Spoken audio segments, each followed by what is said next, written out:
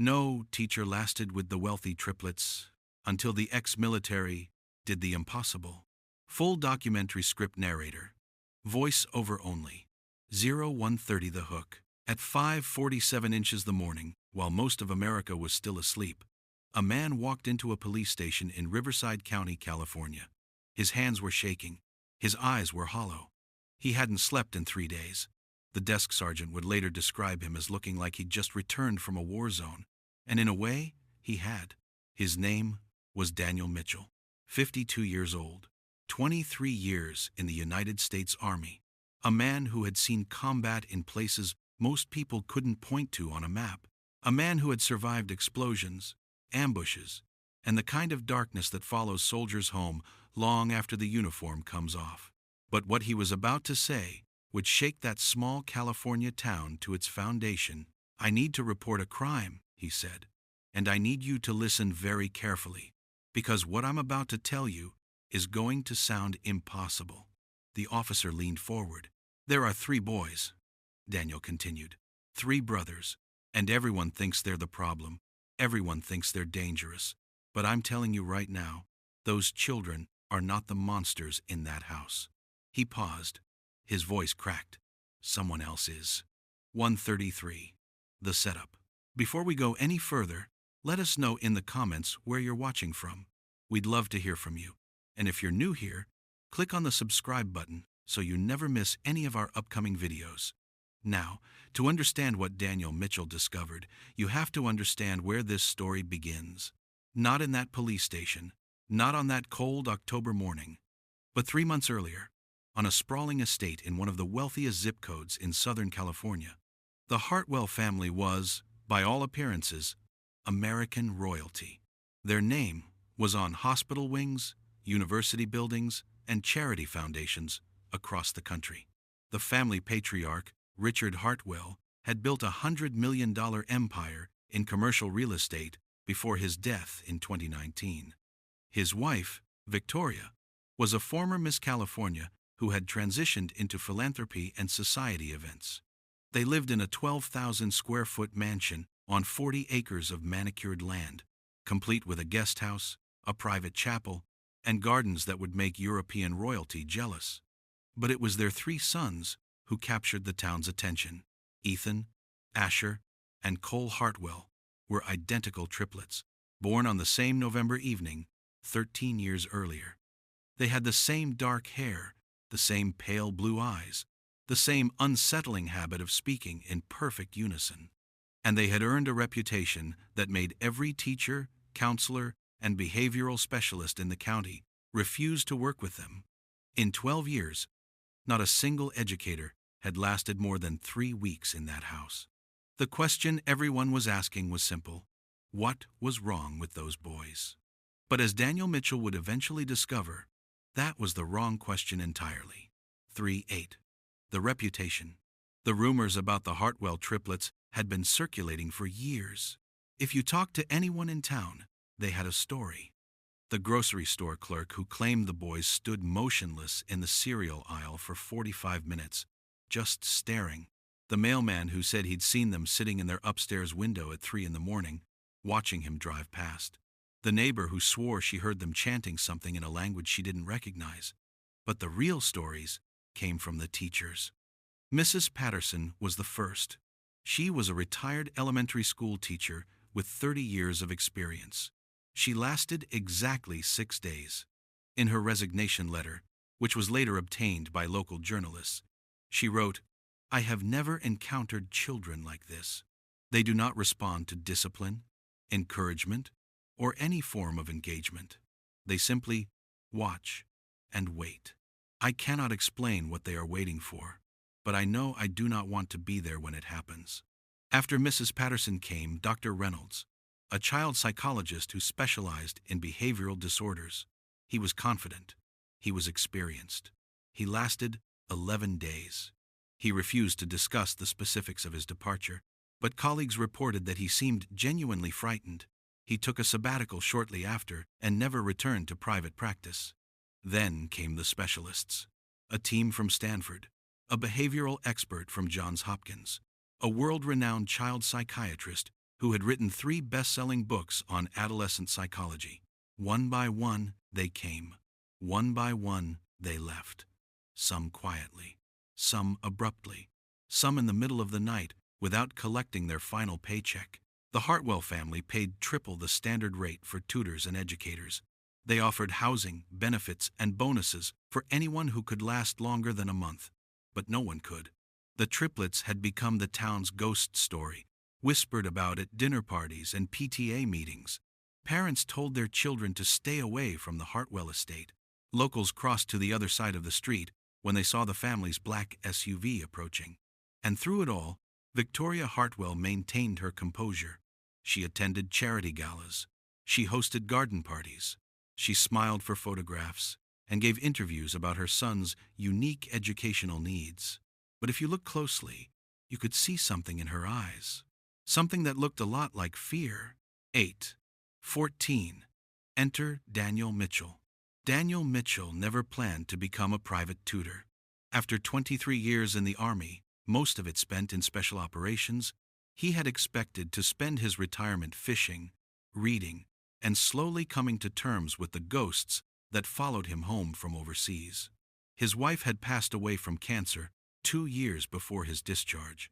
His only daughter had moved to Portland and started a family of her own. For the first time in his life, Daniel was alone, and he wasn't handling it well. The job posting found him through a Veterans Employment Service. Private educator needed for 3 13-year-old boys. It read, candidates must have experience with challenging environments and unconventional situations. Compensation is generous. Housing provided. Serious inquiries only. Daniel almost didn't apply, but something about the wording caught his attention. Challenging environments and unconventional situations. That sounded like his entire career. And the truth was, he needed something to do, something to wake up for. The silence of his empty apartment was becoming unbearable. He submitted his application on a Tuesday. By Thursday, he had an interview scheduled with Victoria Hartwell herself. The meeting took place in the mansion's formal sitting room, a space designed to intimidate visitors with its high ceilings, antique furniture, and oil paintings of Hartwell ancestors. Victoria was gracious but guarded. She asked Daniel about his military background, his teaching philosophy, his experience with difficult children. She never mentioned the previous tutors. She never explained why the position was open. But the way she studied him, searching his face for something she couldn't name, told Daniel everything he needed to know. I should be honest with you, Mr. Mitchell, she said finally. My sons are not like other children. They have been through a great deal. They have struggled to connect with the educators we've hired. I need someone who won't give up on them. Someone who can see past the surface and understand what they truly need. Daniel met her eyes. Mrs. Hartwell, I spent 2 decades in situations where giving up wasn't an option. Whatever your boys throw at me, I can handle it. Victoria smiled, but it didn't reach her eyes. I hope so, Mr. Mitchell, for all our sakes. 14:22. The first week. Daniel moved into the guest house on a Sunday evening. His room was comfortable but sparse, with a view of the main house and the sprawling gardens beyond. That first night, he couldn't sleep, not because of nerves, but because he kept seeing movement in the upstairs windows of the mansion. 3 figures standing perfectly still, watching. He met the Triplets the next morning. They were identical in every physical way, but Daniel had spent enough time reading people in life or death situations to notice the subtle differences.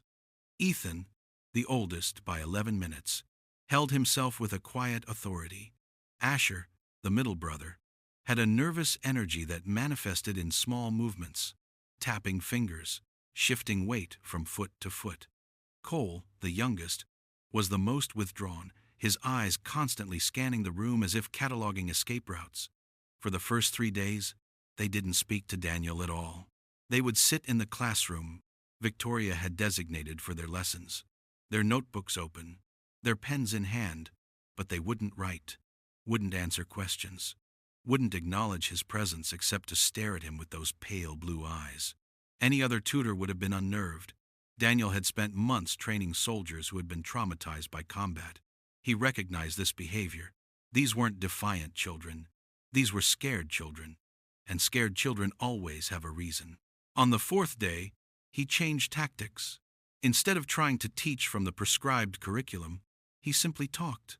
He told them about his time in the army, about the places he'd been, about the people he'd met, about his wife, who had loved gardening and classical music and terrible romantic comedies, about his daughter, who was brilliant and stubborn and the best thing he'd ever done with his life. The triplets didn't respond, but they listened. Daniel could tell by the way their posture shifted, the way their eyes focused. They were hungry for something: connection, trust, the knowledge that they weren't alone. On the fifth day, Asher spoke for the first time. "Why did you come here?" Daniel considered the question carefully. "Because I needed something to do, and because I thought maybe I could help." "The others came to help," Asher said. "They didn't stay." "I'm not the others." Asher studied him for a long moment. Then he nodded, almost imperceptibly, and returned to his notebook. It was the smallest victory, but Daniel knew from experience that wars were won one small victory at a time. 22, 32, to 0 the strange behaviors. As the days passed, Daniel began to notice things. Small things at first. The way the triplets always positioned themselves with their backs to the wall. The way they flinched at sudden sounds, even the closing of a door. The way they never, ever mentioned their mother when they were certain they were being watched. But other things were stranger. The notebooks, for instance. Daniel had assumed they were empty, evidence of the boys' refusal to engage with their education. But one evening, after the triplets had gone to bed, he found one of the notebooks left behind in the classroom. It wasn't empty at all. It was filled with page after page of drawings, maps of the house, floor plans with rooms circled, underground passages sketched in red ink, and in the margins, written in tiny, cramped handwriting: "She's still here. She's still here. She's still here." Daniel's blood ran cold. He didn't confront the boys immediately. Instead, he began to pay closer attention. He noticed that certain parts of the house were off limits, doors that were always locked, hallways the triplets avoided even when it would have been faster to use them. He noticed the way Victoria watched her sons with something that looked less like maternal concern and more like surveillance. He noticed the way the household staff, a small army of housekeepers, cooks, and groundskeepers, never made eye contact with the boys and hurried away whenever they appeared. And he noticed the basement. The mansion had 3 levels above ground and 1 below. The basement door was always locked, but Daniel saw Victoria disappear through it at odd hours, carrying trays of food, carrying buckets of water, sometimes carrying nothing at all, just slipping through the door and emerging hours later looking exhausted and pale. On the 12th night of his employment, Daniel was walking past the classroom at 2 a.m. when he heard voices. The triplets were awake, huddled together in the dark, whispering in a language Daniel didn't recognize at first. Then he realized it wasn't a foreign language. It was English. But they were speaking so softly, so quickly, that it blended together into something almost musical. He caught only fragments. "He's different. He might listen." "What if he's like the others?" "He's not. I can tell." "What if we're wrong? Then we keep waiting." "We can't wait forever." "She can't wait forever." Daniel pressed himself against the wall, his heart pounding. She? Who was she? The next morning, he decided to ask directly. 32-0. 42-0 the discovery. "Who is she?" The triplets froze. They were sitting in the classroom, sunlight streaming through the windows, and for a moment they looked like ordinary children caught passing notes in class. But the fear in their eyes was anything but ordinary. "We don't know what you're talking about," Ethan said carefully. Daniel pulled out the notebook. He opened it to one of the drawings, a detailed sketch of the basement with a room marked in red. "I found this," he said. "I've seen your mother going down to the basement at all hours. I've heard you whispering about someone named She. I'm not here to get you in trouble. I'm here to help. But I can't help if you don't tell me the truth." The triplets exchanged glances. Something passed between them, some silent communication that Daniel couldn't interpret. Then Cole, the quietest of the three, spoke. Our mother isn't Victoria. Daniel felt the floor shift beneath him. What do you mean? Victoria is our stepmother, Cole continued, his voice barely above a whisper. Our real mother is Elena. She was our father's first wife. She died when we were 3. At least, that's what everyone believes. But she didn't die, Asher added. We remember her. Small things. The way she smelled. The way she sang to us. And sometimes, late at night, we hear her crying. Ethan took over, his voice steadier but his hands trembling. When our father was alive, things were different. He knew where she was. He visited her sometimes. But after he died, Victoria took over everything. The house, the money, us. And our mother has been down there ever since. Daniel's mind was racing. You're telling me your biological mother is alive, and she's being held in the basement of this house? Not the basement, Cole said. There's a room behind the basement. It's not on any of the house plans. Father had it built years ago. He told us it was for storage, but we figured it out. We've been trying to get down there for years. That's why every tutor leaves. We test them. We push them. We need to know if they're trustworthy before we tell them the truth. And the ones who weren't trustworthy? We scared them away, Ethan said simply. It wasn't hard. Most adults don't believe children. They believe what they want to believe. And what they wanted to believe was that we were dangerous. Daniel sat down heavily. 23 years in the army, hundreds of missions, countless impossible situations, and nothing had prepared him for this. Why didn't you call the police? Why didn't you tell someone? Asher laughed bitterly. Who would believe us? 3 troubled children from a wealthy family, accusing their stepmother of something out of a horror movie? Victoria has lawyers. She has connections. She has the whole town convinced that we're the problem. Every doctor, every teacher, every specialist, they all file reports saying we're disturbed, delusional, dangerous. If we told the truth, they'd lock us away, and Victoria would be free to do whatever she wanted. So you've been waiting, Daniel said slowly, for someone who would believe you, for someone who would help us, Cole corrected. And we think that's you. 42-0, 50-0. The investigation. Daniel knew he couldn't go to the authorities. Not yet. The boys were right. Without proof, no one would believe them. He needed evidence. He needed to see for himself. Over the next week, he watched and waited. He learned Victoria's schedule, her habits, her patterns. He discovered that she visited the basement every evening at 9 p.m., after the boys were supposed to be asleep. She stayed for exactly 45 minutes. She always carried a small bag with her, contents unknown. He needed to get into that basement. The opportunity came on a Thursday night. Victoria was hosting a charity event at a venue downtown. She would be gone for hours. The staff had been given the night off. It was just Daniel and the triplets, alone in that massive house. The basement door was locked, but Daniel had spent years learning how to bypass security measures, far more sophisticated than a standard deadbolt. Within 3 minutes, he was through. The basement was ordinary at first glance. Stone walls, concrete floor, old furniture covered in white sheets, storage boxes labeled with neat handwriting. But the triplets had said the room was behind the basement, hidden. He searched for nearly an hour before he found it. A section of wall that sounded different when he knocked on it. A seam in the concrete that didn't quite match the rest. And finally, hidden behind a shelving unit, a door. It wasn't locked.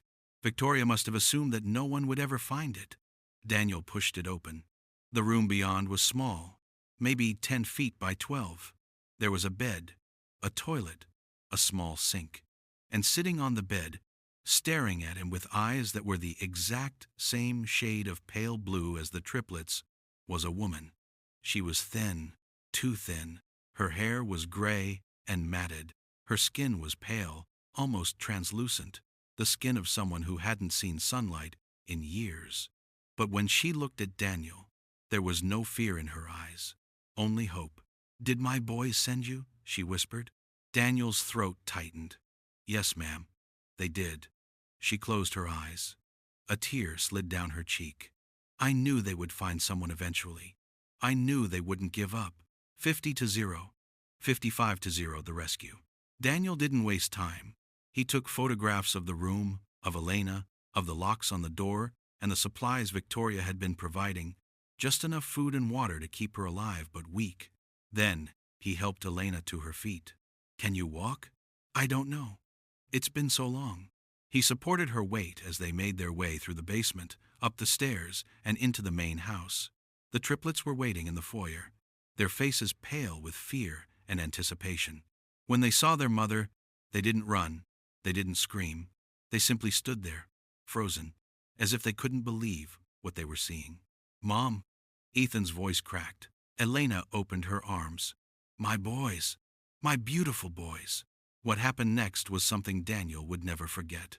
These 3 children, who had been called monsters and demons and dangerous by everyone who had met them, collapsed into their mother's arms and wept. They wept like they were 3 years old again, like all the years of fear and isolation and pretending were finally over. Daniel called the police from his cell phone. He explained everything: the hidden room, the imprisoned woman, the years of deception. Within 30 minutes, police cars were pulling up the driveway, their lights painting the mansion in red and blue. Victoria was arrested at the charity event. According to witnesses, she didn't resist. She simply smiled, a strange, empty smile, and said, I was wondering how long it would take. 55-0. 60-0. The aftermath. The investigation that followed would uncover a horror story that no one in that wealthy community had suspected. Elena Hartwell had not died in 2012. She had been locked away by her husband, Richard, who had grown obsessed with her but couldn't bear the thought of divorce and the scandal it would bring. When Richard died, Victoria had inherited everything, including the secret in the basement. She had continued the imprisonment, either out of fear of exposure or out of some twisted sense of continuing her husband's wishes. Elena was hospitalized for severe malnutrition and psychological trauma. The doctors said she might never fully recover from what had been done to her, but she was alive. After 12 years in darkness, she was finally free. The triplets were placed in temporary custody while their mother recovered. Daniel visited them every day. They were different now, lighter. The strange behaviors that had terrified so many adults, the staring, the whispering, the coordinated movements, they made sense now. These were children who had been communicating in code, protecting a secret too enormous for anyone to believe, testing every adult who entered their lives to see if they could be trusted. They had never been dangerous. They had been heroes, small, desperate heroes, fighting a battle no child should ever have to fight. When Elena was finally released from the hospital, she held a press conference. She thanked the police, the doctors, the community that had rallied around her children. But most of all, she thanked a man named Daniel Mitchell. He listened, she said, her voice still weak but steady. When no one else would listen to my boys, he did. He didn't dismiss them. He didn't fear them. He simply asked the right questions and trusted their answers. That's all it took. Someone willing to believe. 60-0. 62-0. Final thoughts and CTA. So I have to ask you, what would you have done if you had been hired to teach 3 children everyone called dangerous? Would you have listened? Would you have looked past the reputation, past the rumors, past the fear? Or would you have run like everyone else? Because here's the truth this story teaches us. Sometimes the people we dismiss as problems are actually trying to tell us something. Sometimes the children we call troubled are carrying burdens we can't imagine. And sometimes, all it takes to change everything is one person willing to pay attention. Daniel Mitchell didn't have special training in child psychology. He didn't have a degree in education. What he had was experience reading people in situations where getting it wrong meant life or death. And in that wealthy California mansion, he recognized something that decades of specialists had missed. Those boys weren't crying out for help because something was wrong with them. They were crying out because something was wrong around them. So let me ask you this. Think about your own life. Think about the people you've dismissed. The stories you haven't listened to, the signs you might have missed. Is there someone trying to tell you something? Is there someone waiting for you to finally pay attention? Drop a comment below. Tell me what you think about this story. Tell me what you would have done. And if this video made you think, made you feel something, share it with someone who needs to hear it. Because the Hartwell triplets waited 12 years for someone to believe them. 12 years.